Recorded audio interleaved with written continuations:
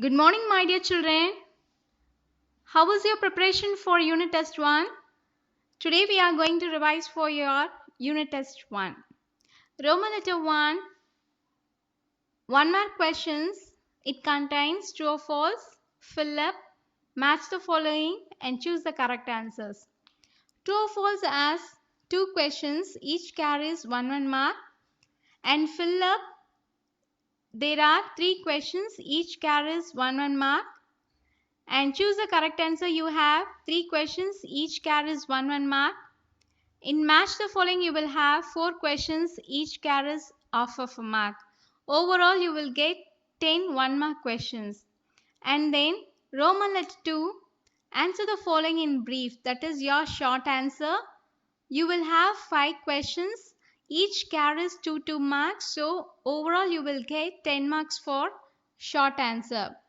Concentrate in chapter 1 and chapter 2 till I thought. You concentrate more on official records, James Mill, and how do historians refer modern period, and what about revenue in Bengal, and then ruler of England. And then Roman letter 3, answer in detail. You have only one question. There is no choice. That one question carries 2.5 mark. Concentrate on your book back questions of chapter 1. Okay, no need to study chapter 2 for detailed answer. Concentrate only on chapter 1, that too book back question. And last, Roman letter 4, mark the following places in the world map. You will have 5 places, each carries half of mark, so overall 2.5 mark. The places like Asia, Europe, England, Portugal, Dutch, France. For the places you can refer chapter 2. What are the places they have given in chapter 2? Concentrate in that and do it well. So overall for 25 marks you will be writing your unit test 1. Now we revise chapter wise. Chapter 1 Summary. In 1817, James Mill, a Scottish economist and political philosopher, published a massive 3-volume work, A History of British India. In this, he divided Indian history into 3 periods, Hindu, Muslim, and British. This periodization came to be widely accepted. Moving away from British classification, historians have usually divided Indian history into ancient, medieval, and modern. One important source of Indian history is the official record of the British administration. The Britishers believed that the act of writing was important. Every instruction, plan, policy, decision, agreement, and investigation had to be clearly written up. By the middle of the 19th century, along with the spread of printing, multiple copies of these records were printed as proceeding of each government department. The practice of surveying also became common under the colonial administration. These records tell us what the officials thought, what they were interested in, and what they wished to preserve. These records always do not help us understand what other people in the country felt. It obtained from diaries of people, accounts of pilgrims and travelers, autobiographies of important personalities, etc. Let us revise chapter 2. Aurangzeb was the last powerful Mughal ruler. After the death of Aurangzeb, the later rulers proved to be inefficient and foreign powers got opportunity to establish their rule in India. East India Company comes east. In 1600, Royal Charter granted to East India Company, granting the sole right to trade with the East. East India Company bought goods at a cheap price and sold them at higher price in Europe. Cotton and silk produced in India had a big market in Europe. Pepper, cloves, cardamom, and cinnamon were in great demand.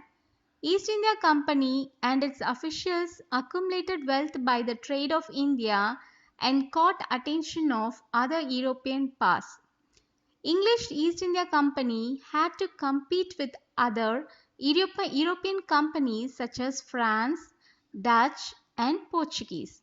Because of the powerful naval force, British won over other European powers and became the champion of struggle of monotony of trade. East India Company begins trade in Bengal. In 1651, the first English factory was set up on the banks of river Hooghly, and first English factory was opened up at Surat in 1608. Aurangzeb issued a formal granting the company the right to trade duty free.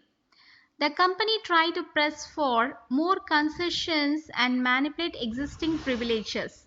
For trading purpose, the passes were issued to company officials, but they misused these passes for private trade and accumulate wealth on the name of company.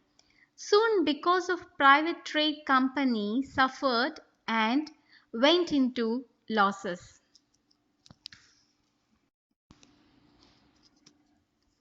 How did trade led to battles? After the death of Aurangzeb, the Bengal Nawabs asserted their power and autonomy. The Nawabs of Bengal refused to grant the company concessions as it was making the revenue from Bengal trade less profitable. The British wanted the duties to be abolished, but Bengal Nawabs refused. British officials knew the condition of administration in Bengal and tried their autonomy by use of force.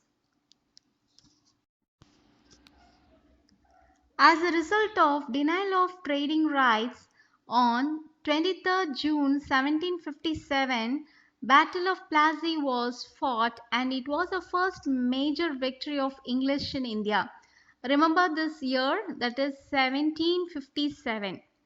Aliverdi Khan died in 1756 and Sirajuddaulah became the Nawab of Bengal.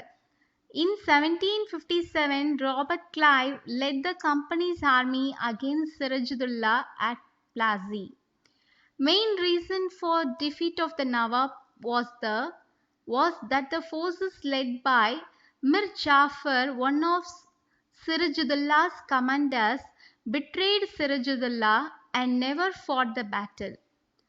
Mir Jafar was promised by Clive to be made Nawab after crushing Sirajuddaulah. As per the deal, Mir Jafar became the Nawab of Bengal after the defeat and death of Sirajuddaulah.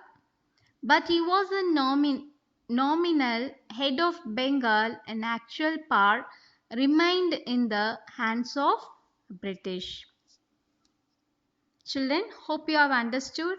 We have revised chapter 1 and chapter 2 till the Battle of Plassey. Okay, study well and write the test well. Thank you, my dear children. Have a nice day.